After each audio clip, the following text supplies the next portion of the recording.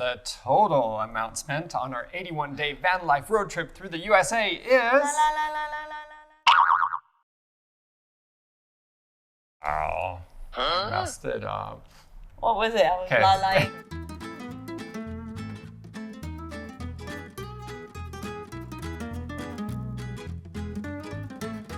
Hey guys, it's Kate and Z and Other Adventures. And today we reveal how much we spent on our 81-day van life road trip through the USA.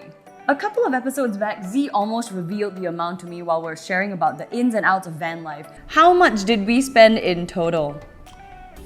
$230,000.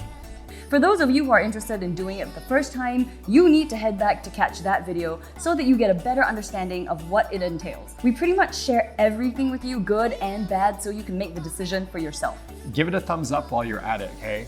In the previous episode, we help you plan the most foolproof van life road trip down the Pacific West Coast. So if you're keen on going on a little adventure with your friends, or the love of your life, living out of a van for the first time is an amazing experience, and you need to watch that video. Remember to hit the subscribe button as well. And don't be a stranger with us, okay? Please feel free to ask us questions in the comments section or hit us up on Instagram or TikTok and break the ice. We love hearing from you and we love learning as much as we can, so thank you in advance. In this episode, we're not only going to reveal the cost of our entire trip, but we're also going to share the cost to break down and compare that to renting a car and hotel throughout your trip in the USA to see whether renting a cabana van saved us money or whether we should have done it in the more conventional way of separating car and accommodation. So for now, we'll do the math and you enjoy watching and considering if this is something you want to do on your trip to the USA.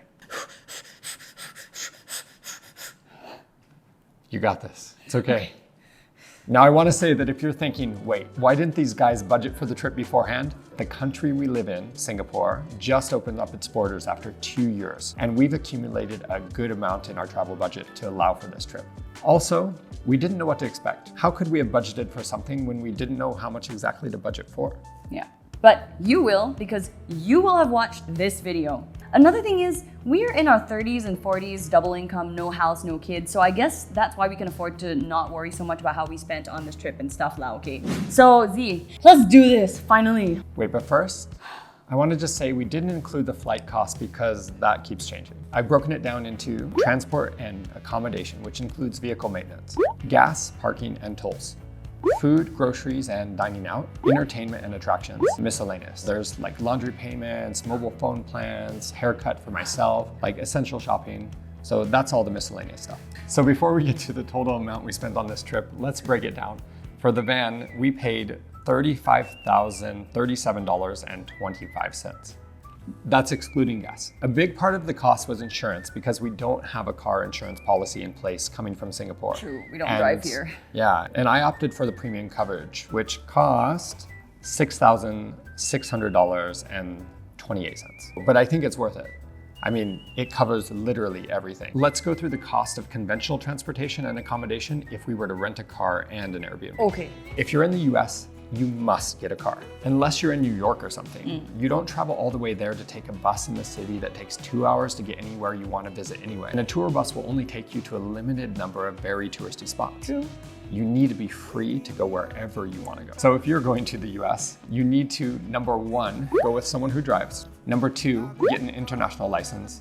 And number 3, rent a car. We took an Uber or Lyft from the Seattle airport to the Cabana Van HQ, and that alone already cost us like $80 for a 20-minute ride. So renting a car is definitely something you need to get. Let's talk about how much renting a car will cost you. It's about $135 to $200 a day, depending on what car you get. So let's say we rent a car for 81 days at $135 a day. It would have already cost $11,000. At the start of the trip, I Googled the rough estimate of how much it would cost to get a decent-ish hotel room or Airbnb in each city we planned for, making sure it's not too far from the attractions and places of interest. And that alone already runs around like $240 to $320 a night, which if we took $290 as the median would come to about $23,490 just for accommodation alone. Altogether, that would add up to $34,490 for 81 days of transport and accommodation alone. So as much as that expense seems to be at first glance, it was really saving us a lot of money. Not to mention the amount of time we saved not having to drive out and back to the hotel every single night. I'm gonna guess that most of you watching this won't holiday for 81 days anyway, so our case is an anomaly. So at the end, we'll break down the cost to a per day expenditure just so you can budget for it better. Next, we have gas, fuel, parking, and tolls. We paid a total of $5,544.96. And that's for 81 days of driving around the USA. So that works out to an average of $68 per day. I guess that's pretty self-explanatory. Get it? Guess. Wow. Okay, food and expenses. How much did we spend on that for 81 days? We spent $10,022.24 on food. Mind you, we ate out most of the time. I think we saved a lot of money when we ate fast food for those 4 days. I totally see why people eat fast food. It's cheap, it's extremely tasty, it's cheap, it's cheap.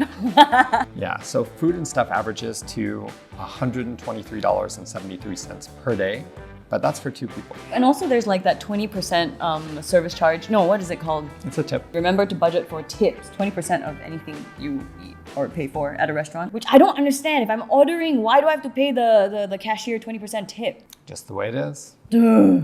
How about entertainment things? Because honestly, I don't think we spent too much on it. In fact, we only went to a very select few. We did shell out for the helicopter tour of the Grand Canyon in Vegas. Oh yeah, I forgot about that. But I must say that it saved us an entire day of driving to get there. In total, we spent $2,838.79 on attractions and theme parks. That includes Meow Wolf in Vegas. The helicopter tour of the Grand Canyon was $1,400. Honestly, it was totally worth it. I have never done anything like it in my entire life. Me either. Sometimes you really do have to just enjoy yourself. Life isn't only about saving money and then dying. True. We also went to Kennedy Space Center and paid to go to the bleachers to watch our SpaceX payload rocket launch some Starlink satellites into space. That was one of the best feelings in the world for me. Also, because I invested in SpaceX, I'm a little bit more invested in its progress. But also what Elon Musk is doing is truly amazing. Moving on, before he starts geeking out and tell you why you should invest in Tesla, that's another video for another day. Moving on to the last category before we tally the entire amount. There is another category. Oh, it's just the miscellaneous. So I guess this includes extra winter clothes, mobile phone plans, paying for living expenses like laundry, buying hiking shoes, storage bins for the van, things like that. How much did those cost? We spent a total of $4,028.36 on miscellaneous things. I guess after hearing the van and accommodation costs, this is like small fry, but now we have to add it all together. Drum roll, please. $57,471.60. Oh my god. I guess now that you've broken down just how much we had to account for and stuff, it doesn't really seem like such a massive number. Shall we break down the per month and per day amount for the viewers to consider? $57,471 divided by 81 days is $709 a day. And over 30 days, that would be $21,285 per month. I think that's not bad for a holiday. For an entire month, right? Yeah, for a whole month. So, I mean, if you guys spend a week or 2 weeks on holiday, you 100% won't spend that much, right? I mean, unless you shop branded goods. So what do you guys think? Do you think you would spend this amount of money on a holiday? Or maybe you would spend more or less? Let us know in the comment section if you think we should have budgeted better, or if this is a fair amount to spend on a road trip like ours. Remember to hit the subscribe button and catch all 24 videos of our epic road trip through the US at your own pace. Also, now that you have a better idea of what this all entails, remember to catch the previous episode where we help you plan for an easy van life road trip down the Pacific West Coast in a cabana van. People have told us that they felt like they were traveling with us. So remember to follow us on other platforms like Instagram and TikTok and keep in touch in case we come your way on our next adventure. With that, we have come to the official end of our 81-day van life road trip through the USA, but we're happy to be moving on to documenting life With Kate and Z and other adventures. That was fun. That was fun. You want to do Europe next?